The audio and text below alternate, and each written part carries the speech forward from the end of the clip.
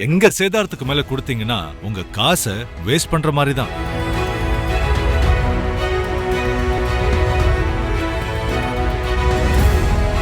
GT Holidays, South India's #1 travel brand. You know you are special when you're with GT Holidays. திருப்பூரங்குன்றத்துக்கு போறானுங்களே இந்துங்கிற பேர்ல இந்த ரவுடிகள்லாம் எவனாவது ஸ்ரீவில்லிபுத்தூர் நடவடிக்கையாக ஒருத்தன் கண்டிச்சு பேசினானா கூலிப்படை மாதிரி செயல்படுறானுங்க. நாளைக்கே சாமி வந்து சல்யூட் அடிச்சு உள்ள விடும் அப்படின்னு சாமின்னு ஒண்ணு இருந்ததுன்னா இவனுங்களை தூக்கி உள்ள வைக்கும். அந்த ஒருத்தர் போடுற சூடா ஏற்றி அவர் என்ன பெரிய ரவுடித்தனம் பேசுவார். டிவி விவாதங்கள்லாம் வந்தாருன்னா அவ்வளவு மோசமா பேசுவார். ராம ரவிக்குமார் எச்ராஜான்னு ஒரு ஆளு எவ்வளவு கேவலமா பேசுறான். இந்த ஆள் வந்து கோர்ட்டு தீர்ப்பை மதிக்கலன்னு இன்னைக்கு பேசுறான். அந்த ஆளு கோர்ட்டை பத்தி இந்த இதே ஹைகோர்ட்டை பத்தி அவன் என்ன சொல்லியிருக்கான். அந்த ஆளு நான் அவன்னு சொல்றது நீங்க கோச்சு கூடாது. நீதிமன்றம் என்ன சொல்லிருக்குன்னா 144 ரத்து பண்ணிட்டு கோர்ட் அதை சொல்லியிருக்கு கோர்ட் அதை சொல்லியிருக்குன்னு சொல்லாதீங்க. ஜிஆர் சுவாமிநாதன் சொல்லியிருக்காருன்னு சொல்லிட்டீங்கன்னா அது குறித்து பெரிய விளக்கம் நம்ம கொடுக்க வேண்டிய அவசியம் இல்லை. நீ உண்மையான இந்துவா இருந்தா சூடு சொர்ணம் உள்ளவனா இருந்தா நீ வந்து முருகனும் மேல உண்மையான பக்தி உள்ளவனா இருந்தா கோயில் இல்லாத உன்னோட குஜராத்ல போய் கட்டு, உத்தரப்பிரதேசல போய் கட்டு, அதை செய்ய. வரதராஜ பெருமாள் கோயிலோட காம்பவுண்டுக்குள்ளாரியே ஒரு ஐயரை கண்டத்துரமா வெட்டி கொண்டானுங்களா இல்லையா? அது இந்து மக்கள்லாம் வெளியில நின்று சாமி கும்பிடுறது பக்தியோடு நின்று இருந்தா இவன் கருவறைக்குள்ளார கரு உண்டாக்கும் வரையில் ஒரு பெண்ணோட விபச்சாரத்தில் ஈடுபட்டானா இல்லையாங்க தேவநாத குருக்கள். கிறிஸ்துவ மக்களுக்கான பாதுகாப்பு ஜோசப் விஜயோ தீபானோட ஒரு ஒரிஜினல் பேர் சொல்றாங்கல்ல சைமனா, அந்த மாதிரி அவங்க எல்லாம் கிடையாது. ஏன்னா அவர்கள் தன் சொந்த மத அடையாளத்தோட காட்டிக்கிட்டு பயப்படுறாங்க. இது இஸ்லாமியர் எதிர் நடவடிக்கையாகத்தான் இருக்கிற சங்கிகள் அதை நிகழ்த்துறாங்க. ஒரே ஒரு வார்த்தை கூட எதுவுமே சொல்லல. இதுதான் அம்பலமா வராங்க பாருங்க எப்படி எவ்வளவு மோசமா இருக்கிறாங்க. திருப்பரங்குன்ற விவகாரத்துக்கு மாநாடு போட்டாங்க இல்ல, அந்த மாநாட்டின் போதே இதே மாதிரிதான் விஜயும் சீமானும் அழகுத்திட்டாங்க நாக்குல. நக்கீரன் நேர்களுக்கு வணக்கம். நம்முடன் இணைந்திருக்கும் சிறப்பு விருந்தினர் திராவிட இயக்க சிந்தனையாளர் செயற்பாட்டாளர் திரு மதிமாறன். வணக்கம். வணக்கம்.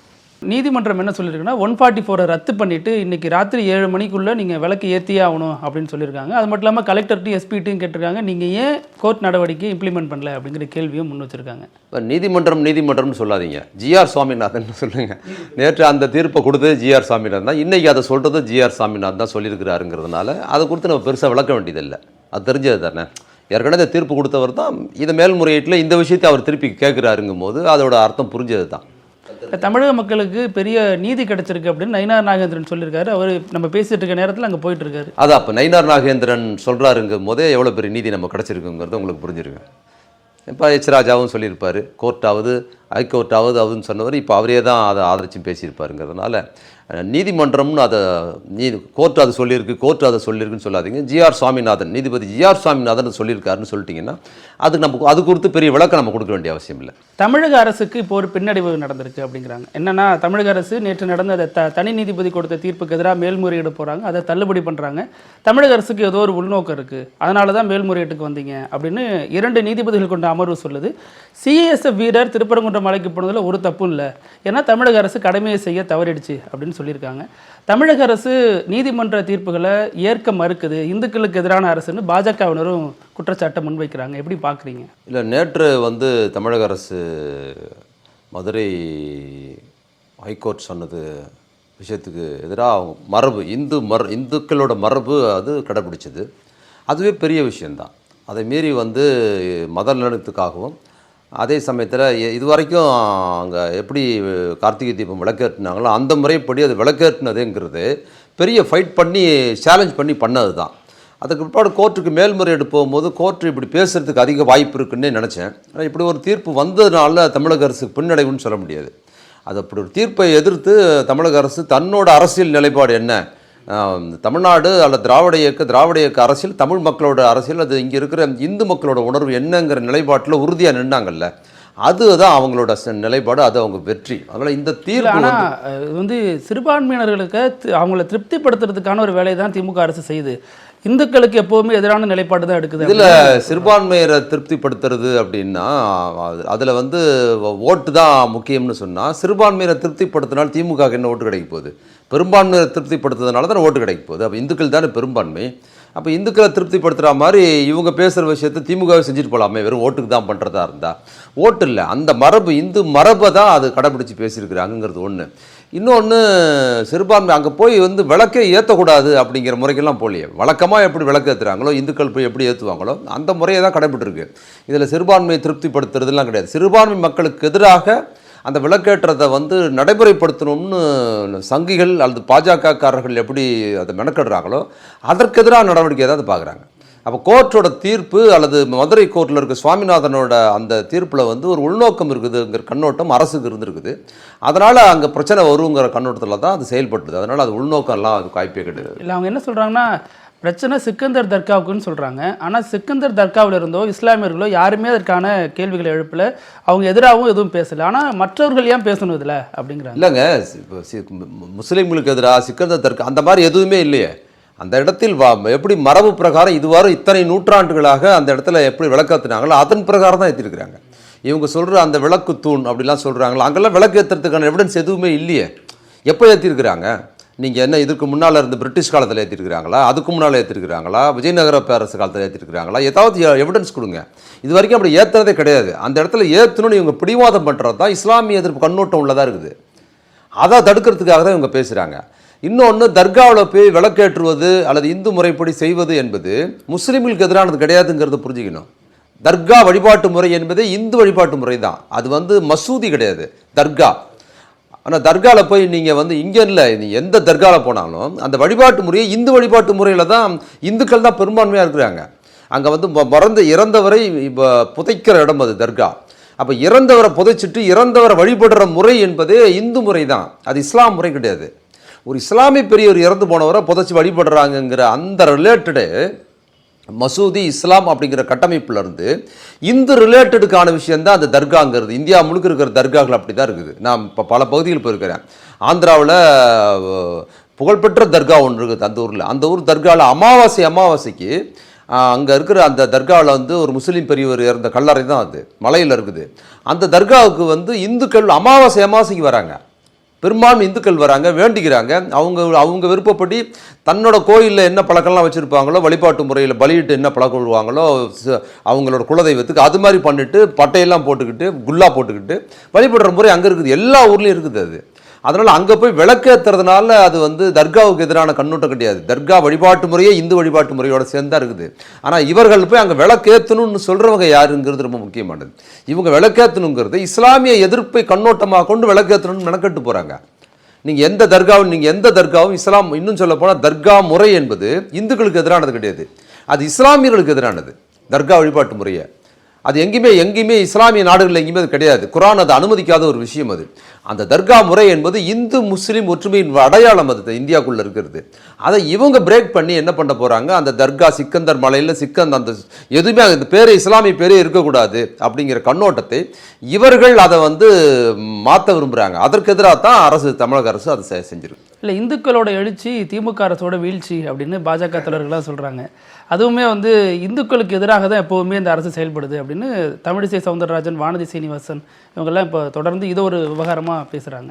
ஏதாவது ஒரு சம்பவம் திமுக இந்துக்களுக்கு எதிராக செயல்பட்டு இருக்குன்னு ஏதாவது ஒரு சம்பவத்தை குறிப்பிட்டு சொல்லுங்க. ஏதாவது தமிழிசை என்ன சொல்கிறாங்கன்னா, இந்துக்கள் பண்டிகைகளுக்கு இவங்க எப்போ வாழ்த்து சொல்ல மாட்டாங்க, தீபாவளி விநாயகர் சதுர்த்திக்கெல்லாம் வாழ்த்து இல்லையே, இந்து பண்டிகைகளுக்கு வாழ்த்து சொல்லலன்னு சொல்ல, அது தமிழர் பண்டிகையா இல்லையான்னு திமுக பார்க்குது. மற்ற கட்சிகளுக்கும் திமுகவுக்கும் உள்ள வித்தியாசம் அதுதான். அவங்க வந்து அது தமிழர் பண்டிகையா இல்லையான்னு பார்க்குறாங்க. தீபாவளிக்கு வாழ்த்து சொல்ல, மற்ற விநாயகர் சதுர்த்திக்கு வாழ்த்து சொல்லலாம், அது தமிழர் பண்டிகை இல்லைன்னு பார்க்குறாங்க. ஆனால் அவங்க பொங்கலுக்கு வாழ்த்து சொல்கிறாங்க.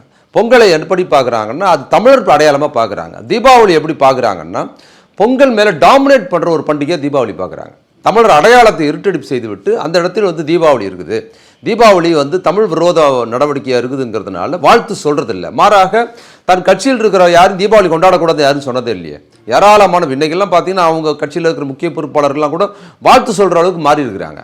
அது திமுக தலைமைக்கு பொருத்தமானது கிடையாது. இவங்க இந்த நெருக்கடியின் காரணமாக பல பேர் வாழ்த்து சொல்கிறாங்க. அது வந்து என்னென்னா பொங்கல் தான் தமிழர் அடையாளம். அப்போ என்ன பண்ணுறாங்கன்னா தீபாவளி வந்து பொங்கலை இருட்டடிப்பு பண்ணிவிட்டு டாமினேட் பண்ணி பொங்கலை இல்லாமல் பண்ணிட்டு தீபாவளி செல்வாக்கு பெறுது அப்படிங்கிறதுனால அந்த வாழ்த்து சொல்கிறத மாற்றினாங்க. அப்போ தீபாவளி தமிழர் பண்டிகை அப்படின்னு நீங்கள் தீபாவளி இந்து பண்டிகை அப்படின்னு சொன்னீங்கன்னா தமிழ்நாட்டில் இருக்கிற இந்துக்கள் மட்டும் இல்லை, இந்தியா முழுக்க இருக்கிற இந்துக்கள், தமிழ்நாட்டில் சேட்டுகள் இருக்கிறாங்க, மார்வாடிகள் இருக்கிறாங்க, இவங்க எல்லாமே கொண்டாடுறாங்க. அவங்க தமிழர் கிடையாது தீபாவளி. ஆனால் அதே சமயத்தில் அவங்க வந்து பொங்கல் கொண்டாடுறதில்ல. பொங்கல் இந்து பண்டிகை தான் இவங்க சொல்கிறாங்க. அது தமிழ் இந்து பண்டிகை தான், இந்து தமிழர்களை கொண்டாடுற பண்டிகைன்னு சொன்னால் தீபாவளியை மார்வாடி கொண்டாடுறாங்க. ஆனால் தமிழ்நாட்டுக்குள்ளே இருக்கிற மார்வாடிகளோ அல்ல மற்ற மொழி பேசுகிறவங்க கூட தமிழ் பண்டிகை பொங்கலை கொண்டாடுறது இல்லைல்ல. அப்போ பொங்கலுக்கு ஒரு தனி தமிழ் அடையாளம் இருக்குது இல்லை, அதை டாமினேட் பண்ணுதுங்கிறதுனால தான் இவங்க என்ன சொல்கிற மதசார்பற்ற கண்ணோட்டம் உள்ளதாக இருக்குது.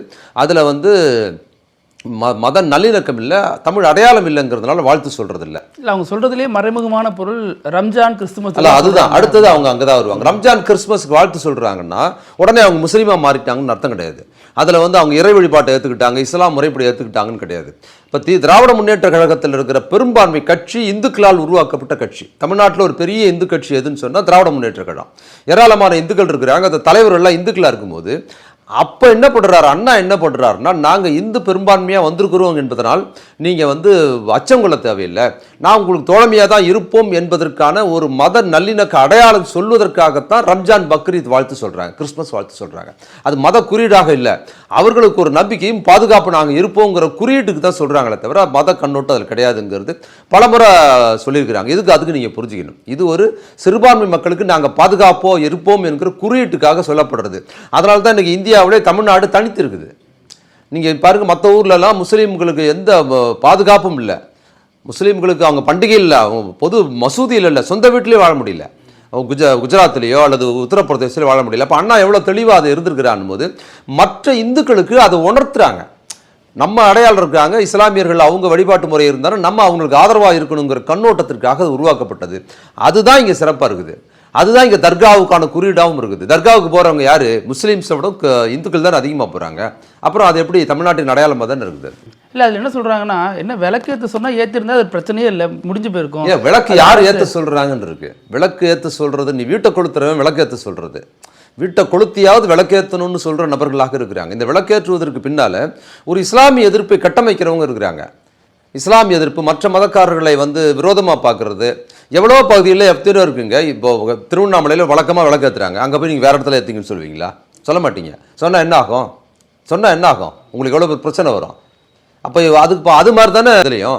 அப்போ அங்கே மட்டும் திருப்பரங்குன்றத்தில் மட்டும் இது வரைக்கும் ஏற்ற நிலத்துலேருந்து மாற்றி ஏற்றுன்னு சொன்னால் அங்கே தர்கா இருக்குது பக்கத்தில், அதனால் அங்கே போய் ஏற்றுன்னு இவங்க சொல்கிறாங்க. அப்போ திருவண்ணாமலையிலையும் அதே மாதிரி தான். அப்போ நீ மற்ற இடத்துல சொல்லி பாரு, இங்கேயே ஏற்றுறீங்க, நம்ம அடையாளம் அங்கே ஏற்றது கிடையாதுன்னு சொல்ல முடியுமா? இப்போ ஏதாவது ஒரு இடத்த கண்டுபிடிச்சிட்டாங்கன்னா இவங்களோட நோக்கம் என்னென்னா, விளக்கு அங்கே ஏற்றணுங்கிறது இல்லை, தர்கா பக்கத்தில் போய் ஏற்றணும். தர்கா அங்கே இருக்கிற தர்கா அல்லது சிக்கந்தருங்கிற பேர் இருக்குது பார்த்தீங்களா, அதற்கு எதிராக ஒரு வன்முறை செய்யணுங்கிறது தான் இவங்களோட உள்நோக்கமாக இருக்குது. அதனால தான் அவங்க திரும்ப இல்லை, அரசு தன்னது மற்ற பிரச்சனைகளை மறைக்கிறதுக்கு இதை அரசியலாக்குதுங்கிறாங்க. இங்கே சென்னை வெள்ளமாக இருக்கட்டும், இங்கே மழை தண்ணி அரசே ஆக்கலையே, அங்கே போய் விளக்கேற்றணும்னு சொல்கிறது அரசா? இது பிரச்சனையை திசை மாற்றணும்னு சொன்னால் அரசு தான் செய்யணும். அதற்கு என்ன சொல்கிறாங்கன்னா, 1ஆம் தேதியே நீதிபதி ஜி.ஆர். சாமிநாதன் தீர்ப்பு கொடுத்துட்டாரு, ஆனால் அடுத்த நாள் கோவில் ஈஓ வச்சு தான் போகிறாங்க, அரசு தலையிடலை, லேட்டாக தான் தலையிட்டுச்சு அப்படின்லாம் சொல்கிறாங்க. இல்லைங்க, இவங்க திருப்ப சொல்கிறாங்க. நீங்கள் முதல்ல கேட்ட மாதிரி இந்துக்களுக்கு விரோதமான அரசுன்னு சொன்னாங்கல்ல, ஒரு சம்பவமாவது சொல்ல சொன்னால் அவங்க ஒன்றும் சொல்லலை. ஏதாவது உதாரணம் சொல்லுங்கள். மாறாக இந்துக்களுக்கு விரோதமான செயல்பாடுகளை இவங்க தான் பார்க்குறாங்க. இந்துக்களுக்கு இணக்கமான அரசுன்னு சொன்னால் இந்தியாவிலே திராவிட முன்னேற்ற கழகம் தான். இவங்க இந்துக்களை எப்படி பார்க்குறாங்கிறதுக்கு, இந்துக்களை திமுக எப்படி பார்க்குதுன்னா பிற்படுத்தப்பட்ட தாழ்த்தப்பட்டவராக பார்க்குது. அப்போ தமிழ்நாட்டில் இருக்கிற பிற்படுத்தப்பட்டவர் தாழ்த்தப்பட்டவர் இந்துக்களாக இருக்கிறாங்க. அவங்களோட கல்வி வேலை வாய்ப்புக்கு யார் பாடுபட்டிருக்கா? ஒரு பிற்படுத்தப்பட்ட இந்துவின் கல்வி இன்றைக்கு வந்திருக்கிறாருன்னா இந்த 50 ஆண்டுகளில் கல்வி பின்புலத்தில் யார் இருக்கா? திமுக தான் இருக்குது. நீதி கட்சி இருந்தது, அதுக்கு பிற்பாடு திமுக தான். கலைஞரை தவிர்த்துட்டிங்கன்னா இங்கே பெரும்பான்மையான இந்துக்களுக்கு இடஒதுக்கீடு கிடையாதுங்க. எல்லா சமூகத்துக்கும் ஆதிக்க ஜாதியிலிருந்து ஒடுக்குமுறைக்கு உள்ளார சாதி வரைக்கும் இடஒதுக்கீட்டை இந்துக்களுக்கு கொடுத்தவர் கலைஞர் தான் கொடுத்தாரு. வெள்ளாள கவுண்டர், பெரும்பான்மையான வெள்ளாள கவுண்டருக்கான இடஒதுக்கீடு யார் கொடுத்தா? இந்து தானே. அவங்களுக்கான எஃப்சியில் இருந்தாங்க, ஃபார்வர்ட் காஸ்டில், அவங்கள பிசிக்கு மாற்றினார். அதுக்கப்புறம் தான் அவங்க நிறைய பேர் அரசு உத்தியோகத்துக்கு வந்தாங்க, படிக்க ஆரம்பிச்சாங்க. ஆற்காடு முதலியார் எஃப்சியில் இருந்தாங்க, அவங்களுக்கு பிசி மாற்றினார். பிசி மாற்றினதுக்கு அப்புறம் தான் அதுலேருந்து பல பேர் அரசு உத்தியோகத்துக்கு போக ஆரம்பித்தாங்க. வன்னியர்களுக்கு எம்பிசி யார் கொடுத்தது? மீனவருக்கு மீன இந்துக்களுக்கு யார் கொடுத்தது? கள்ளர் இந்துக்களுக்கு யார் கொடுத்தது? நாடார் இந்துக்களுக்கு பல விஷயங்களை பண்ணுறாங்க. மீனவர், கொய்யவர் அப்படின்னு பல பேர்களுக்கான இடஒதுக்கீட்டை திமுக தான் கொடுத்துருக்குது. அதை கொடுக்கக்கூடாதுன்னு சொல்கிற கட்சி தான் இந்து விரோத கட்சியாக இருக்கிற பாஜக, இடஒதுக்கீடுக்கு எதிரான கட்சி. பாஜக யாருக்கு இடஒதுக்கீடு கொடுத்துருக்கு? எந்த இந்து கொடுத்துருக்குது சொல்லுங்கள்? யாருக்குமே கொடுக்கல. இதுக்கு எதிராக சொல்லிட்டு யாருக்குறாங்கன்னா பார்ப்பனர்களுக்கான 10% இடஒதுக்கீட்டை கொடுத்துருக்குது.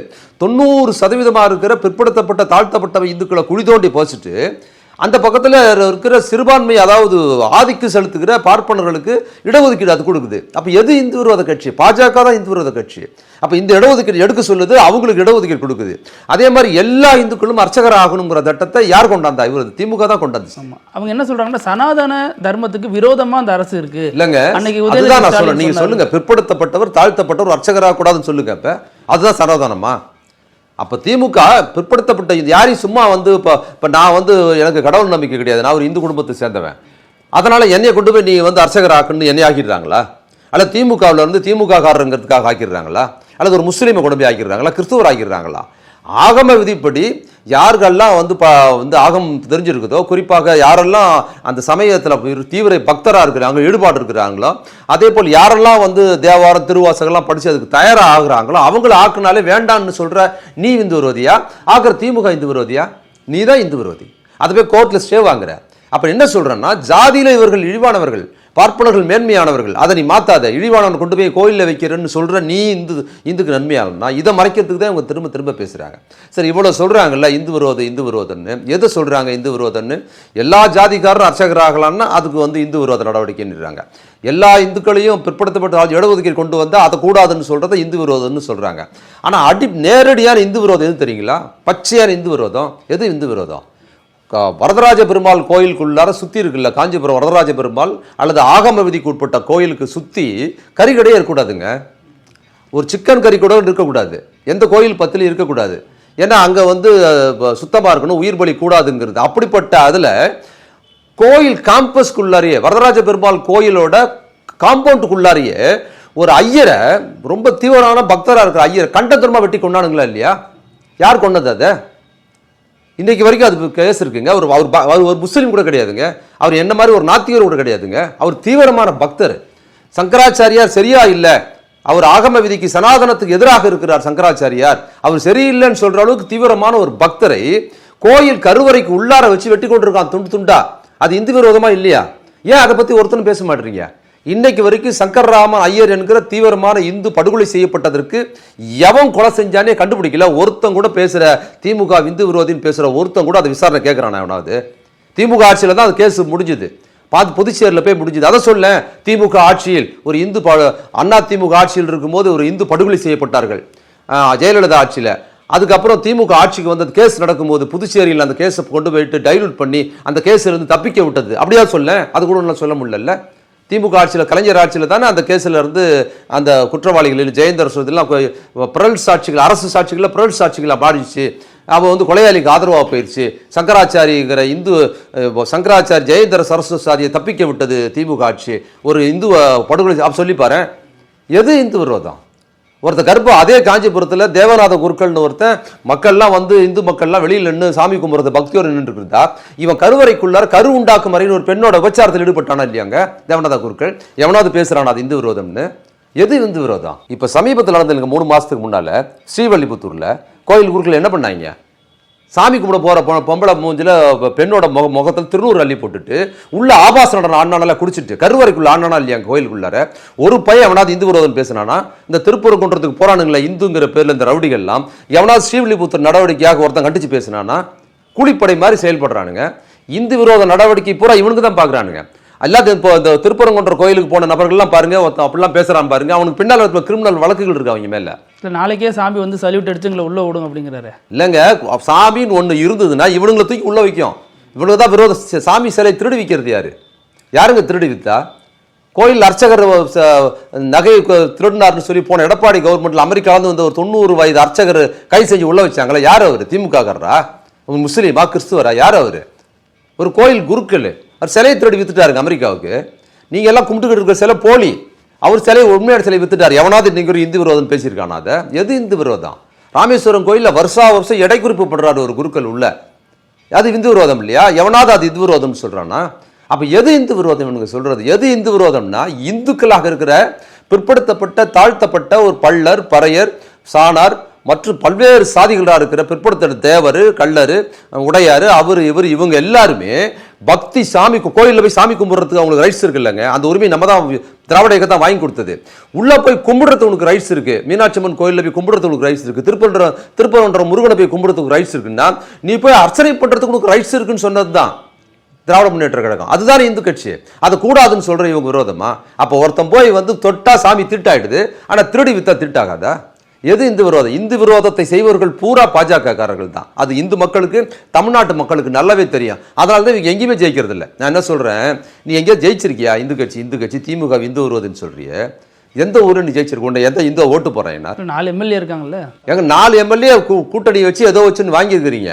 ஆனா நீங்க தனியா நின்னீங்கன்னா உங்களுக்கு வந்து டெபாசிட் கூட கிடைக்கிறது இல்லையா? எந்த இந்து உனக்கு ஓட்டு போடுறது இல்லையே? உன் லட்சணம் என்னன்னு மக்களுக்கு தெரியுது. நீ இந்து விரோத கட்சிங்கிறது இந்துக்கள் விரோத கட்சியா இருக்கிற, நீ இந்துக்கள் விரோதியா இருக்கிற இந்துக்களை நீ இந்துக்கு ஆதரவா, இந்து மதத்துக்கு ஆதரவா பேசலாம், ஆனா இந்துக்களுக்கு எதிரான கட்சியா இருக்குது. இந்துக்களுக்கு எதிராக நீ அவ்வளவு தீவிரமா எதையுமே வரக்கூடாதுன்னு பண்ற பார்த்தீங்களா, அது அம்பலமாகுதுங்கிறத பேசுறான். நீ இன்னைக்கு திருப்பரங்குன்றை முற்றுகையிட்ட இவங்களை எல்லாம் எடுத்து ரெக்கார்ட்ஸ் எடுத்து பாருங்க. இவங்களுக்கு பின்னால் கிரிமினல் பேக்ரவுண்ட்ஸ் இருக்குது, இல்லைன்னு சொல்லுங்க. அந்த ஒருத்தர் போடுறாரு சூடா ஏற்றி, அவர் என்ன பெரிய ரவுடித்தனம் பேசுவார், டிவி விவாதங்கள்லாம் வந்தாருன்னா அவ்வளோ மோசமாக பேசுவார். ராம ரவிக்குமார் 10 வருஷத்துக்கு முன்னால் அவர் என்கிட்ட விவாதத்தில் பேசும்போது சொன்னார், அம்பேத்கர் இந்து மதம் தான் இந்த நாட்டோட சிறப்பு, இந்து மதத்தை நம்ம பாதுகாக்கணும், இந்து மதத்தை அழிச்சிட்டா ஊரே நாடே அழிஞ்சிடும், இந்து மதம் நம்மளோட சிறப்புன்னு அம்பேத்கர் சொல்லியிருக்காருன்னு பச்சையாக பேசுகிறாருங்க அந்த ஆள். அப்புறம் நான் அடுத்து நான் பேசும்போது சொன்னேன், அதாவது காஞ்சி சங்கராச்சாரி இப்போ ஜெயேந்திர சரஸ்வதி சாமிக்கு முன்னால் ஒருத்தர் இருந்தார், சந்திரசேகர் சுவாமிகள் சொல்லியிருக்காரு, இந்த நாடு உருப்படாது, இந்து மதம் இருக்கிற வரைக்கும் இந்த நாடு உருப்படாது, இந்து மதம் தான் நாட்டை சீரழிச்சிருச்சு, இந்து மதம் ஒருபோதும் இந்த நாட்டை பால்படுத்தி வச்சிருக்குது, இந்துக்களை பால்படுத்ததே இந்து மதம் தான், இந்து மதம் ஒழிஞ்சாதான் நாடு உருப்படும், இந்துவா பிறந்த இந்துவா சாக மாட்டேன்னு வார சொல்லியிருக்காரு அப்படின்னு நான் சொன்னேன். உடனே அந்த கோவம் வந்துருச்சு. ஏங்க எப்படிங்க காஞ்சி சங்கராச்சாரி எப்போங்க சொன்னார் இந்து மதம் ஒழிகன்னு, உங்களுக்கு எப்படிங்க காட்டுக்கின்றார்? நான் சொன்னேன், அம்பேத்கர் என்னைக்கு இந்து மதம் தான் சிறப்புன்னு சொன்னாரோ அதுக்கு மறுநாள் சொன்னார் அப்படின்னு. நான் இதான் அவங்களுக்கு பதில். அப்போ இது மாதிரி அக்கப்பூரா பேசுகிறவங்களுக்கு அதாவதுங்க இவங்க ப்ரமோட் பண்ணுறாங்கல்ல, குறைந்தபட்ச நாணயம் உள்ளவர்களாக கூட அவங்க இல்லை. வாதங்களில் பேசும்போது பொய் பேசுறது. இந்த எச் ராஜான்னு ஒரு ஆள் எவ்வளோ கேவலமாக பேசுகிறான். இந்த ஆள் கோர்ட்டு தீர்ப்பை மதிக்கலன்னு இன்னைக்கு பேசுகிறான். அந்த ஆள் கோர்ட்டை பற்றி, இதே ஹைகோர்ட்டை பற்றி அவன் என்ன சொல்லியிருக்கான் அந்த ஆள். நான் அவன்னு சொல்கிறது நீங்கள் கோச்சிக்கூடாது, அதுக்கு அவன்னு சொல்கிறதே மரியாதை அவங்களுக்குலாம். எவ்வளோ கேவலமாக கோர்ட்டு இப்போ நீதிமன்றத்தை குறித்து, இதே ஹைகோர்ட் குறித்து இன்னைக்கு ஹைகோர்ட் தீர்ப்பை திமுக மதிக்கவில்லை அப்படின்னு சொல்கிற இந்த நபர் எவ்வளோ கேவலமாக ஹைகோர்ட்டை பற்றி பேசினாப்புல, எவ்வளோ கேவலமாக பேசுன, எப்படி இருக்கு பாருங்க இவங்க யோக்கியதை, எவ்வளோ யோக்கியமாக எடுக்கு பாருங்க இப்படி இருக்குது விஷயம். அதை அதரமா திருப்பி சொல்ல வேண்டியிருக்கு. இல்லை, இதில் பாஜக தலைவர்கள் ஒரு பக்கம் இதை தேர்தலுக்கான வியூகமாக பார்த்து பேசிகிட்டு இருக்காங்க, அது ஒரு பக்கம். இன்னொரு தரப்புல சுப்பிரமணிய சாமி என்ன சொல்கிறாருன்னா, ஆட்சியை கலைக்கணும், ஏன்னா திமுக குண்டர் அவருக்கு அதாங்க வேலை. அப்படி ஒருத்தன் இருக்கிறது, அவன் ஆட்சி கலைக்கணும்னு சொல்கிறது தான் அவனுக்கு வேலை. அந்த ஜெயலலிதா விரட்டி அடித்தாங்க, அந்த ஓட விரட்டி அடித்தாங்க, ஊருக்குள்ளே உள்ள வரல, ஏர்போர்ட்டில் இருந்தாலும் திரட்டி அடித்தாங்க. அப்போல்லாம் ஆட்சி கலைக்கணும்னு தோணவே இல்லை அந்த ஆளுக்கு. ஜெயலலிதா ஒரு மனிதராக கூட மதிக்காம தமிழ்நாட்டுக்குள்ளாரி நுழையில சுப்பிரமணிய சாமி ஜெயலலிதா இருக்கும்போது. ஆனால் கலைஞர் வந்துட்டாலே ஆட்சி கலைக்கணும்னு சொல்றது. இப்போ திமுக வந்துச்சுன்னா ஆட்சி கலைக்கணும்னு சொல்றதுனா இதுதான் ரொம்ப முக்கியமானது. எப்பவுமே பார்ப்பன சமுதாயத்தை சேர்ந்தவர்கள் தனக்கு முக்கியத்துவம் கிடைக்குதா, தனக்கு மரியாதை கிடைக்குதா, தனக்கு முக்கியத்துவம் இல்லாமல் போதாங்கிறத பற்றி அவங்க பெருசாக பார்க்கறது இல்லை. தன்னோட கொள்கை சார்ந்து தன்னோட பிராமணிக்கல் ஐடியாலஜிக்கு யார் ஆதரவாக இருப்பாங்கிற கண்ணோட்டம் தான் இருக்குது. ஜெயலலிதா அவ்வளவு மோசமாக செயல்பட்டதுக்கு பிற்பாடு கூட பேசுறது இல்லை. ஏன் ஜெயேந்திர சரஸ்வதி சாமிகளை தூக்கி கைது பண்ணது ஜெயலலிதா தாங்க. பிராமணர் சங்கம் அடுத்த தேர்தலில் ஜெயலலிதா ஓட்டு போட சொல்லி அது தீர்மானம் போட்டாங்க. அதுக்கப்புறம் ஒவ்வொரு தீர்மானமும் ஜெயலலிதா இருக்கும்போது பிராமண சங்கம் தீர்மானம் போட்டு அண்ணா திமுக தான் நம்ம ஓட்டுன்னு தீர்ப்பு போடுறாங்க. இந்த பக்கத்தில் ஜெயேந்திர சரஸ்வதி கைது பண்ணது அவங்க தான். அவங்க தானே சமூக நீதி காத்து. அதே ஜெயலலிதா ஆட்சியில் கைது பண்ணதை விடுதலை பண்ணணும் பிராமண சங்கம் உண்ணாவிரதம் இருந்தாங்க. அவங்களே தேர்தல் வரும்போது அது பாருங்க எப்படி இருக்கு பாருங்க.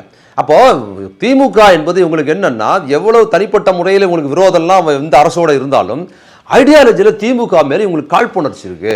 யாரையும் சின்ன ஜாதிகாரனெல்லாம் கொண்டாந்து எங்களுக்கு இடையே கோயில் அர்ச்சகர் ஆக்குறது இந்த கட்சி தான். ஜெயலலிதா ஜெயேந்திர சரஸ்வதி கைது பண்ணா கூட அந்த அம்மா அர்ச்சகர் ஆக்கணும்னு சொன்னதில்லை. அந்த அம்மா என்ன பண்ண சனாதன தர்மத்துக்கு பெருசால ஒரு பெரிய பாதிப்பு ஏற்படுத்தினதில்லை. வேற ஜெயேந்திர சரஸ்வதி கைது பண்ணிருச்சு, ஆனால் சங்கராச்சாரியா வேற ஒருத்தரை கொண்டாந்து அந்த மாதிரி வைக்க போறதில்லை. கோயில் அர்ச்சகராக கொண்டாந்து வேற ஒருத்தனை வைக்க போறதில்ல. திமுக ஆட்சியில் சிதம்பரம் கோயிலை அரசுடைமையாக்குச்சு திமுக. ஜெயலலிதா என்ன பண்ணாங்க, மீண்டும் அதை கொண்டு போய் என்ன பண்ணிட்டாங்க, தீட்சை கொடுத்துட்டாங்க. அதனால அவங்களுக்கு தெரியுது, நீங்க தனிப்பட்ட விரோதங்களை வைத்துக்கொண்டு அவங்க யாரையும் விரோதிக்கிறது இல்லை, தனிப்பட்ட லாப நஷ்டங்களை பார்க்கறது இல்லை. திமுக ஆதரவாக கூட பல பேர் பேசலாம், அந்த பிராமணிக்கல் ஐடியாலஜிக்கு எதிராக அவங்க இருக்கவே மாட்டாங்க. அவங்கள உள்ளுணர்வில் திமுக ஆதரவாக நான் பேசுவேன், பிரச்சாரம் பண்ணுவேன், திமுக நான் ஓட்டை வாங்குவோம் அப்படிலாம் சொல்லுவாங்களே. இவங்களால திமுக ஆதரவு ஒரு ஓட்டு கூட வாங்க முடியாது, ஒரு ஓட்டு கூட இவங்களால பண்ண முடியாது. பேசுறாங்களா, அவங்களே ஓட்டு போட மாட்டாங்க. அவங்க தானே நமக்கு சமூக நீதி காத்த வீராங்கனைங்கிற பட்டமும் நம்ம தானே கொடுத்துருக்கோம்.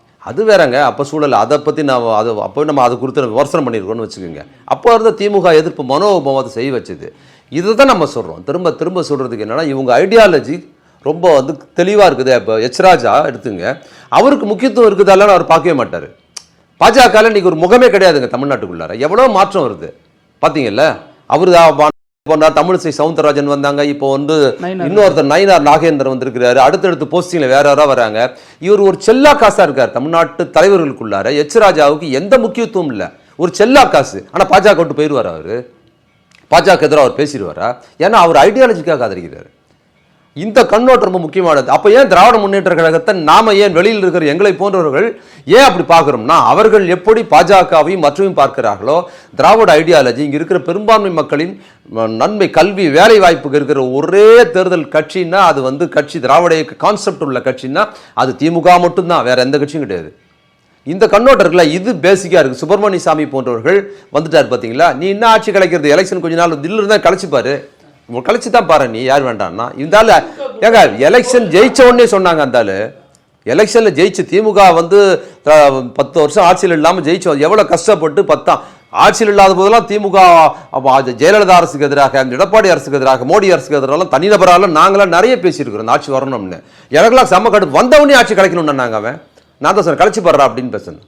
வந்தவொடனே சொன்னோம் அந்த முடிய போகுது. இப்போ வந்து இன்னும் கொஞ்ச நாள் நான் 6 மாதம் பார்த்து சொல்லுவான் கழிச்சு போடுற. யோ நீ கழிச்சு தான் பாரு, அவங்க யாரும் வேணாங்கிறான். அது மாதிரி கலைஞர் காலம் மாதிரி இல்லை. நீ கலைச்சி விட்டா கலைச்சி விட்டு போகிறதுக்குலாம் இப்போ முடியாது. பார்க்க பேசாமல் தான் இருக்கும்ல, கலைக்கணும். இப்போ ஒரு நாள் முன்னால் இருந்து கூட நீங்கள் கலைச்சி பாருங்க, அதுக்கான பலன் நீங்கள் அனுபவி. விவாதத்தில் கலந்துக்கிறதுக்கு முன்னால் பிராமணர் சங்க தலைவர் நாராயணன் ஒருத்தர் இருக்கார்ல, அவரில் பிரேக்கில் நாங்கள் முதல்ல உட்காந்து பேசிக்கிட்டு இருப்போம். நல்லா தான் பேசுவாங்க இல்லை. அப்போ நான் அவர்கிட்ட கேட்டேன், சார் வந்து ஜெயலலிதா தான் கைது பண்ணாங்க, ஆனால் நீங்கள் வந்து கைது பண்ணாலும் நீங்கள் வந்து எலெக்ஷனில் தீர்மானம், இப்போ எலெக்ஷன் சமயத்தில் தீர்மானம் போட்டு அதிமுகவுக்கு தான் ஓட்டு போடணும் பிராமணர் சங்கம்னு சொல்கிறீங்க, ஏன் சார் அவங்களுக்கு ஓட்டு போடணும்னு சொல்கிறீங்க? கலைஞர் திமுக இல்லை 1000 தான் இருந்தாலும் அவங்கள நாங்கள் விட்டு கொடுக்க முடியுமானே பேசினார் அவர். இன்னும் தெளிவாக அதை புரிகிற மாதிரி சொல்லணும்னா, அவங்க எப்படி ஐடியாலஜியாக இருப்பாங்க, இண்டிவிஜுவலாக தனக்கு ஆதரவு கிடைக்கிது எதிராக இருக்குதுங்கிறதுனால தன்னோட ஐடியாலஜி எப்பயுமே விட்டு கொடுத்துட மாட்டாங்க. ஜெயலலிதா ஜெயேந்திர சரஸ்வதியை கைது பண்ணாங்க, ஆனால் ஜெயலலிதாவுக்கு எதிராக இவங்க மாறல. அதே சமயத்தில் ஜெயேந்திரர் ஜெயிலுக்கு போயிட்டு வந்ததுனால அவருக்கு புனிதத்தன்மையும் போயிடல. கொலகேஸில் உள்ளே போய் ஜெயிலுக்கு போயிட்டு வந்துட்டாருங்க. அதுக்கு பிற்பாடு ஆகமம்லாம் ஒன்றுமே தரமட்டம் ஆயிடுச்சு. அதனால் இனி ஜெயேந்திர சரஸ்வதி சங்கராச்சாரியா இருக்கிறதுக்கு லாய்க்கு இல்லைங்கிறதோ, ஜெயேந்திரர் சரஸ்வதிக்கு எதிரான மனநிலைக்கும் அவங்க போல, ஜெயலலிதாவுக்கு எதிரான மனநிலைக்கும் அவங்க போலங்கிறதுல அவ்வளோ நுட்பமாக புரிஞ்சுக்கணும். அதே ஜெயேந்திர சரஸ்வதி ஜெயிலுக்கு போன அதே சமயத்தில் இன்னொரு பக்கத்தில் செல்வாக்கு பெற்ற சாமியாராக இருந்தார்னா பங்காரு அடிகளார் இருந்தார்.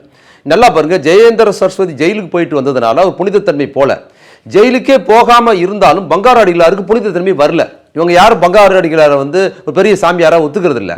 அப்போ இது எதுலேருந்து வருதுன்னா, ஜெயலலிதாவுக்கும் ஜெயேந்திரருக்கும் அவங்க பார்ப்பனியத்தை தலைமையில் இருக்க சங்கராச்சாரிய கைது பண்ணாலும் அவங்கள எதிராக பார்க்காத மனநிலைக்கும், ஜெயேந்திர சரஸ்வதி ஜெயிலுக்கே போயிட்டு வந்தாலும் அவர் நமக்கு எதிரானவர் இல்லை, அவர் ஆகமத்துக்கு எதிரானவர் பார்க்குதுன்னா அவர்கள் பிறப்பு சார்ந்து பார்க்குறாங்க. பிறப்புல இருக்குது புனிதமும் தீண்டாமையும் ஒத்துக்க முடியாதுங்கிறதுங்கிற அந்த கண்ணோட்டம் அவங்ககிட்ட தெளிவாக இருக்குது. இது எல்லார்கிட்டத்திலையும் நான் பார்த்த மட்டும் இன்டலெக்சுவல்ஸ் வரையும் இருக்குது. இது ரொம்ப வைதீகமாக இருக்கிறவங்க கிட்ட இருந்து ரொம்ப இன்டலெக்சுவல்ஸாக பேசுகிறவங்க வரைக்கும் இந்த கண்ணோட்டம் இருக்குது. சில நேரங்களில் பெரியாரை ஆதரித்து பேசுகிறவங்க கூட நீங்கள் நெருக்கி பிடிச்சி பார்த்தீங்கன்னா அவங்க வந்து பெரியாரோட இந்து மத எதிர்ப்பு பார்ப்பன எதிர்ப்பு பயணம் பண்ண மாட்டாங்க. பேசுறது மட்டும் வெளியில் பெரியார் எனக்கு பிடிக்கும்னு பேசுறது கூட எங்கள் சமூகத்தை திட்டின பெரியாரையும் ஆதரிக்கிற கண்ணோட்டம் இருக்கும். ஆனால் பெரியாரியோட அரசியலை பேசுறது இருக்காது. ஒருத்தர் 2 பேர் அரிதாக பேசினாலும் கூட பெரியாரை ரொம்ப கேவலமாக திட்டி பேசுவாங்க. வெளியில் இருக்கிற இன்டலெக்சுவல் இலக்கியவாதி எல்லாம் இப்போ ஜெயமோகன் இவரெல்லாம் பேசுகிறாருன்னா அதற்கு ஒரு பதில் சொல்லணுங்கிற உணர்வே உங்களுக்கு வராது. புரட்சிகரமாலாம் பெரிய கட்டுரையிலே எழுதுவாங்க புரட்சிகர பத்திரிகையில், பெரியார் பற்றியெல்லாம் ஆதரவு பெரியாரிய கண்ணோட்டம் போராட்டம் நடத்துவாங்க. ஆனால் பெரியாரை ஒருத்தர் கேவலமாக திட்டி பேசுறதுக்கு தெரிந்து பார்ப்பன சமூகத்திலிருந்து வந்த முற்போக்காளராக இருக்கிற இன்டலெக்சுவலாக இருந்து புரட்சிகர பார்ப்பனர் வரைக்கும் ஒரு வார்த்தை கூட இது வரைக்கும் பதில் எடுத்தது கிடையாது. அது அவங்க ஃபீல் பண்ணவே இல்லை. என்னன்னா ஐயோ பெரியாரை திட்டுறாங்களே, நமக்கு ஒரு உணர்வு வருது, அந்த உணர்வு அவங்களுக்கு வரவே வராது. வரலங்கிறது மட்டும் இல்லை, அவங்க மேலே கோபம் வருதுங்கிறது மட்டும் இல்லை, இன்னும் நெருக்கி பிடிச்சி பார்த்தீங்கன்னா அவங்களோட இணக்கமாக இருப்பாங்க.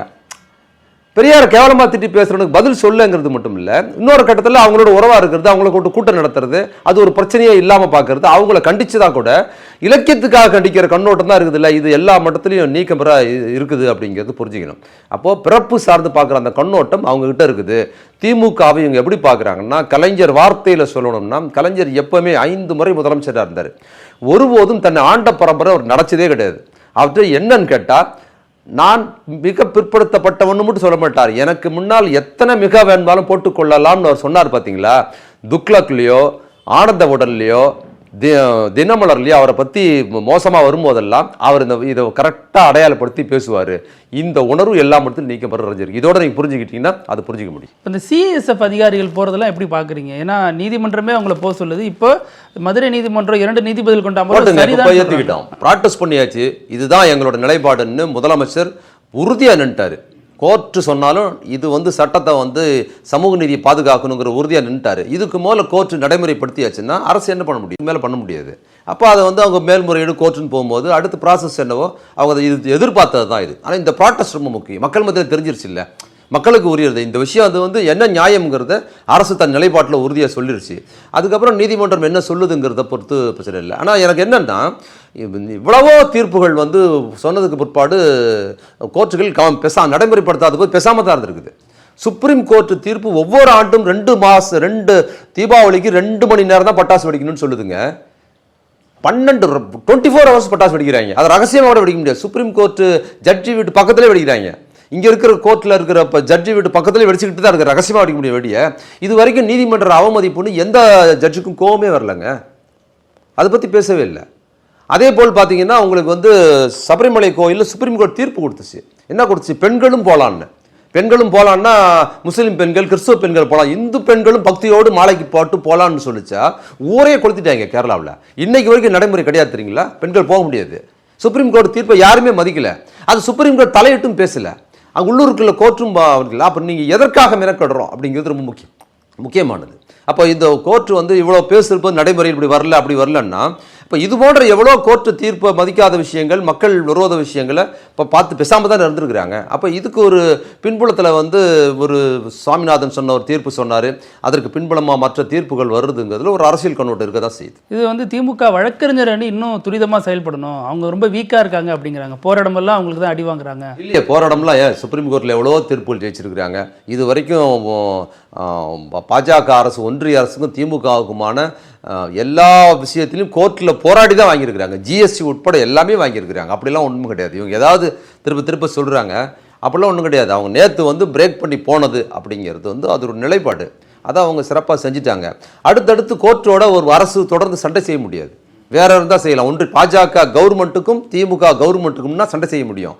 அப்போ ஜுடிஷியலை வந்து பாதுகாக்கிறது ஒரு கட்டத்துக்கு மேலே கோர்ட்டு திருப்பி சொல்லுதுன்னா அதில் வந்து எந்த அளவுக்கு ஃபைட் பண்ணி போக முடியும் எனக்கு தெரியல. அதுலேயும் ஒரு விமர்சனம் வருது. நீதிமன்றம் சொல்கிற எல்லாத்தையும் திமுக அரசு உடனே செய்தா, சிலர் வந்து கோவில் இடம் காலி பண்ண சொன்னா உடனே போய் காலி பண்ணுறாங்க, சிலர் வீட்டு அடிக்க சொன்னால் உடனே இடிச்சிடுறாங்க. கேட்டால் கோர்ட்டு உத்தரவுங்கிறாங்க. இந்த உத்தரவு மட்டும் ஏன் அவ்வளோ தயக்கம் அப்படிங்கிறாங்க. இல்லை, இந்த உத்தரவு இதாங்க, இதோட நோக்கம் இருக்குல்ல, இது கோர்ட்டு உத்தரவு அது இல்லைங்கிறது தொடர்ந்து பல முறையீடுகளுக்கு பிற்பாடு அது வருது.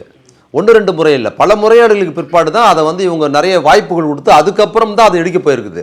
அது நேரடியெல்லாம் இடிக்க போனதில்லை. எதையாவது ஒன்று சொல்கிறதுக்கு இவங்க திருப்பி சொல்கிறதுங்கிறதுல அந்த ப்ராசஸும் பண்ணியிருக்கிறாங்க. ஆல்டர்னேட்டிவ் பண்ண முடியாத சூழலில் வரும்போது அதை பண்ண வேண்டிய நிர்பந்தம் இருக்குதுங்கிறதுலும், இன்னொன்று ஆக்கிரமிப்பு இல்லைங்கிறதுக்கு டாக்குமெண்டேஷன் இருக்குல்ல, அது ரொம்ப முக்கியமானதாக இருக்குது. இதுக்கு வந்து பெரிய டாக்குமெண்டேஷன்ஸ் ஒன்றும் இல்லையே. திருப்பரங்குன்றத்துக்கு என்ன ஆவணம் இருக்குது, என்ன அரசு ஆவணம் இருக்குது? பிரிட்டிஷ் அரசில் இருந்திருக்குதா, அல்லது எவிடன்ஸ் என்ன இருக்குது? கோர்ட் எவிடன்ஸ் நம்பிக்கையின் அடிப்படையில் தான் திருப்பி இவங்க கேட்குறாங்க. அதனால அது அரசு வந்து மெனக்கெடுத்து பண்ணியிருக்கு. இதில் வந்து பாஜக இந்த மாதிரியான சில விஷயங்கள் பேசினாலும் தாவேகா வந்து இதில் அமைதியாகவே இருக்குது, அமைதின்னு இருக்குன்னு சொல்லிட்டு விமர்சனங்கள் எழுந்திருக்கு. இதை எப்படி பார்க்குறீங்க? இல்லை, அது தெரிஞ்சது தானே. அது பாஜகவின் இன்னொரு முகமாக தான் அவங்க உருவாக்கி இருக்கிறாங்க.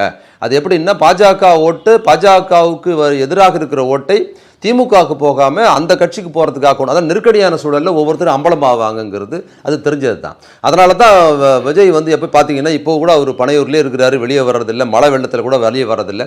இதில் ஒரு கருத்து சொல்கிறதுக்கு கூட அவர் முடியலன்னு சொன்னால் இது அவங்களோட கண்ணோட்டம். இதுதான் நெருக்கடியான சூழலில் மாட்டிப்பாங்க எல்லாத்தையும். குறிப்பாக அவர் வந்து பார்த்தீங்கன்னா திமுகவுக்கு போகிற முஸ்லீம் ஓட்டை தன் ஓட்டாக மாற்றிக்கொள்வதற்காக ரம்ஜானு கிறிஸ்மஸ் போதெல்லாம் குல்லா போட்டு வந்துடுவார். அவர் தான் உண்மையான இஸ்லாமியர்கள் பாதுகாப்புல மாதிரி வேஷம் போட்டு வர்றாரு. இது இஸ்லாமியர் எதிர் நடவடிக்கையாகத்தான் இங்கே இருக்கிற சங்கிகள் அதை நிகழ்த்துறாங்க. ஒரே ஒரு வார்த்தை கூட எதுவுமே சொல்லலை. இதுதான் அப்போ அம்பலமாக வராங்க பாருங்க, எப்படி எவ்வளோ மோசமாக இருக்கிறாங்கன்னு. இப்போ இது வந்து அது மட்டும் இல்லை, இப்போ சீமான் சீமான்லாம் முருக பக்தராக வேஷம் போடுவார். அவர் கட்சியில் கூட முஸ்லீம்ஸ் இருக்கிறாங்க. அது வேடிக்கையாக இருக்குது. சீமான் கட்சியில் போய் எப்படி முஸ்லீம்ஸ் சேர்ந்தாங்களோ, பாஜகவில் போய் சேருவதற்கும் சீமான் கட்சியில் சேருவதற்கும் பெரிய வித்தியாசம் இல்லை, ரெண்டும் ஒன்று தான். பாஜகக்காரர் என்ன சொன்னாங்க, நீங்கள் வந்து இந்தியன்னா இருக்கணும்னா ராமனை ஒத்துக்கொண்டா தான் இந்தியன், ஜெய் ஸ்ரீராம் சொல்லு அப்படிங்கிறது அவங்க முழக்கம். அதையத்தான் இவர் இங்கே தமிழ் தேசியத்தின் பேரில் சொன்னார். முருகனை ஒத்துக்கிட்டா தான் நீ வந்து தமிழன் அப்படின்னு பேசினவர் தான் இவர். அவ்வளோ தீவிரம். இத்தனைக்கும் அவர் பிறப்பால் ஒரு கத்தோலிக்க கிறிஸ்துவர்.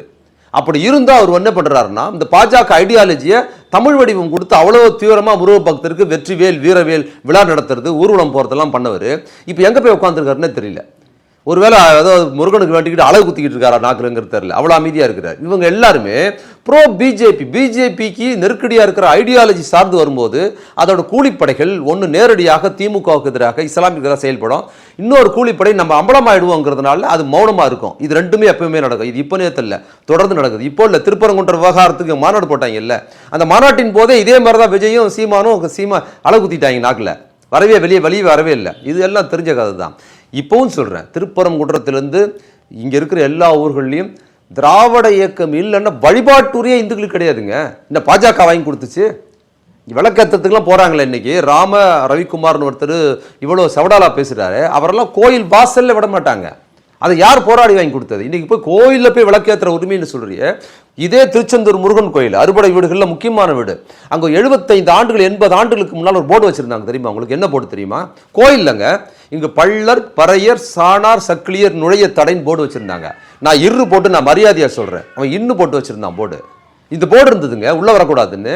கோயிலுக்குள்ளே வழிபாட்டு உரிமை, அர்ச்சகராக போகிறது இல்லை, வழிபடுறதுக்கே அனுமதி கிடையாது. பச்சை தமிழர்களை பச்சை தமிழ் கடவுள் உள்ளவே விடலை.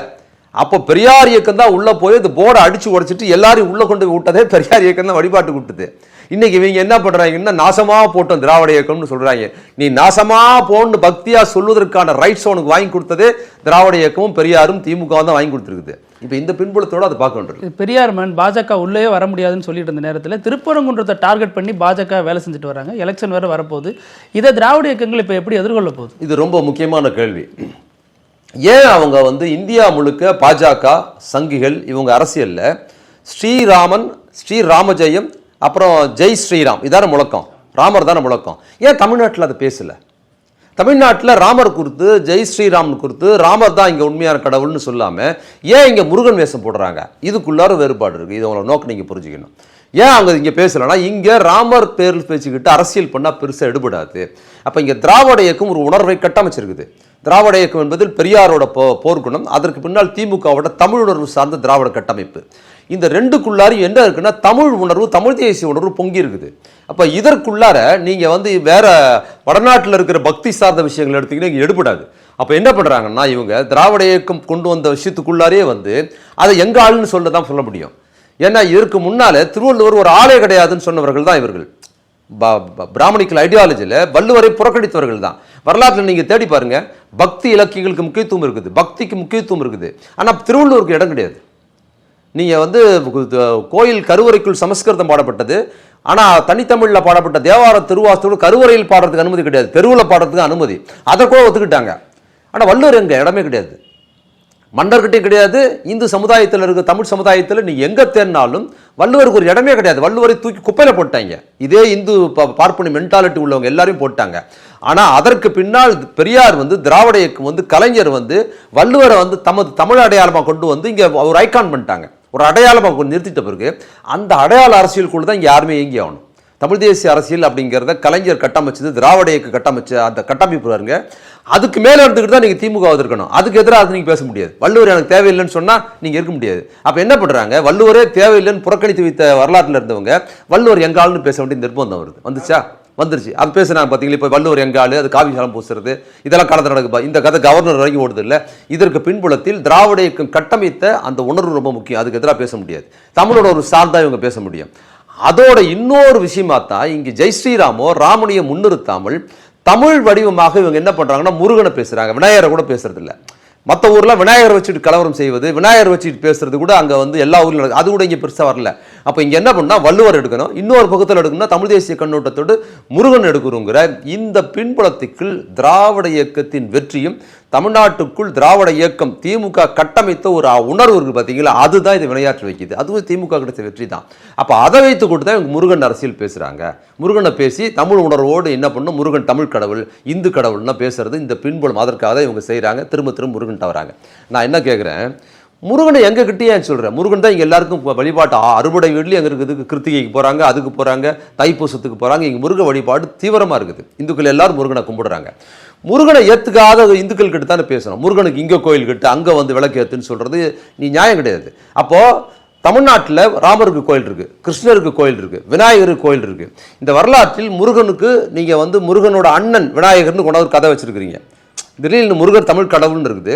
அதுக்கு மேலே இவங்க என்ன பண்ணிட்டாங்க, முருகன் தமிழ் கடவுளாக இருக்கிறாருன்னா எல்லாத்துக்குமே நீங்கள் பார்த்தீங்கன்னா தொல்காப்பியர் தமிழ் அடையாளம்னு சொன்னால் இவங்ககிட்ட ஆள் கிடையாது. அதுக்கு மேலே என்ன பண்ணணும்னா அகத்தியர்னு ஒரு ஆளாக கொண்டாந்து வச்சுக்கிறது. யாருன்னு அது ஒரு கற்பனை கதாபாத்திரம், அப்படி ஒரு கேரக்டர் கிடையாது. ஆனால் இலக்கியத்துக்குள்ளாரே அகத்தியர் தான் எங்காலது, அவர் தான் இவரோட சீடர் அப்படின்னு கதையை கட்டுறது.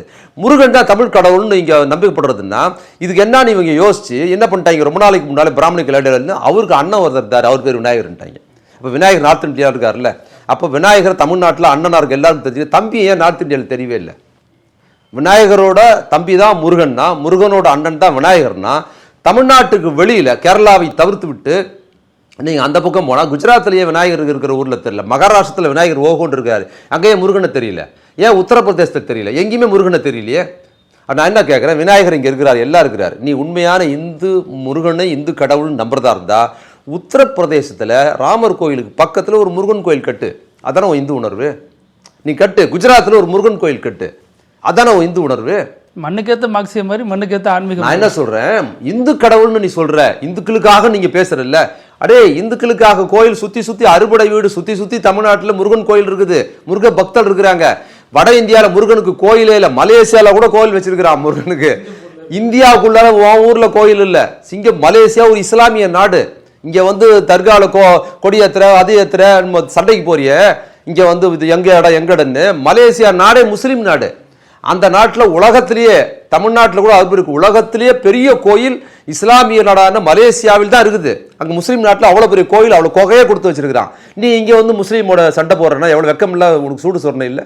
நீ போய் உத்தரப்பிரதேசத்தில் கோயில் கட்டியா முருகனுக்கு, எங்காலாம் வருவாங்க, இங்கேருந்து கூப்பிட்டு போ, செங்கல் ஏதோ ஒன்று எடுத்துக்கிட்டு வாங்க இந்துக்களே, நம்ம உத்தரப்பிரதேசத்தில் இங்கே விநாயகருக்கு அவங்க அண்ணனுக்கு ஒரு புறா கோயில் இருக்குது, நம்ம அவங்க தம்பிக்கு ஒரு கோயில் கூட நார்த் இந்தியா வட இந்தியாக்காரர்கள் தமிழ் கடவுளை புறக்கணிக்கிறார்கள். நீ உண்மையான இந்துவாக இருந்தா, சூடு சொர்ணம் உள்ளவனாக இருந்தா, நீ வந்து முருகனு மேல் உண்மையான பக்தி உள்ளவனாக இருந்தா, கோயில் இல்லாத உன்னோட குஜராத்தில் போய் கட்டு, உத்தரப்பிரதேசத்தில் போய் கட்டு, அதை செய்ய. அதான் இந்து உணர்வு. ரொம்ப நன்றி. மதுரையில் ஆரம்பித்து மலேசியாவில் முடிச்சிருக்கோம். அதுவும் இல்லாமல் வழக்கம் போல் உங்கள் மாறுபட்ட கோணங்கள் நிறைய இல்லை, வரலாற்று உண்மையை நம்ம சொல்கிறோம். உண்மை இதுதான். அவங்க நான் என்ன சொல்கிறேன், நீ இந்துவா இருக்கிறன்னா அது இந்துவா இருக்கிறதுலையாவது உண்மையா இருந்தா சொல்கிறோம். உன்னை நான் பகுத்தறிவாளர் பெரியாராருன்னு சொல்லவே இல்லை. நீ இந்துவாக இருக்கிற, நீ முருக பக்தராக இருக்கிறன்னா அந்த முருக பக்தருக்கு உண்மையாக இருந்தான்னு சொல்கிறோம். எப்படி இந்த ஒரு சீமான் முருக வேஷம் போட்டாரோ அது மாதிரி இவங்க போடுறாங்க. அந்த முருக வேஷம் பள்ளிக்கு பார்த்தீங்களா, சும்மா இருக்கிறவங்களெல்லாம் கிளப்பி விட்டு முஸ்லீமு கிறிஸ்துவர்கள்லாம் முப்பாட்டேன், அது கூட கடவுள் மட்டும் இல்லை, எங்கள் முப்பாட்டேன், அப்படி எங்கள் தாத்தா எங்கள் வீர பரம்பரைன்னு பெரிய கலர்லாம் கொடுத்தவர் இந்த சந்தில் போய் ஒளிஞ்சிருக்காரு, அளவு குத்தி வெளியில் இழுத்து பார்க்குறாரு, வரல பொழுத்துறது. இதை அவர் ரெண்டு பேருமே பார்த்தீங்கன்னா தன்னோட சிறுபான்மை கிறிஸ்துவ அடையாளத்தை மறைத்து கொண்டு முருக வேஷம் போட்டவங்க, சிறுபான்மை வேஷம் போடுறவங்க. சீமான் என்ன ரோல் பண்ணாரோ அந்த ரோல் தான் விஜயும் பண்ணுறாரு. விஜயும் ஒரு கத்தோலிக்க கிறிஸ்துவர், இவரும் ஒரு கத்தோலிக்க கிறிஸ்துவர். தன்னோட கத்தோலிக்க கிறிஸ்துவ அடையாளம் வெளியே தெரிஞ்சிடக்கூடாதுன்னு வேற மதம்லாம் அடையாளம் பண்ணிப்பாங்க. நான் என்ன சொல்கிறேன், உங்களுக்கு உங்கள் மத அடையாளம் நீங்கள் இந்த மதத்துக்கு வெளிப்பட்டவன்னு சொன்னால் எல்லா மதமும் உங்களுக்கு கிடையாது. நான் விஜயும் கேட்குறேன், சீமானையும் கேட்குறேன், நீ வந்து அப்போ முருக வேஷம் போட்டுக்கிற, முஸ்லீமுக்கு அடையாளம் பண்ணியிருக்கிற, அதே மாதிரி இவர் ரம்ஜானுக்கு உள்ளா வச்சிருக்கிற, இதுவும் குல்லா கிறிஸ்துவரும் ஒரு மதம் தானே.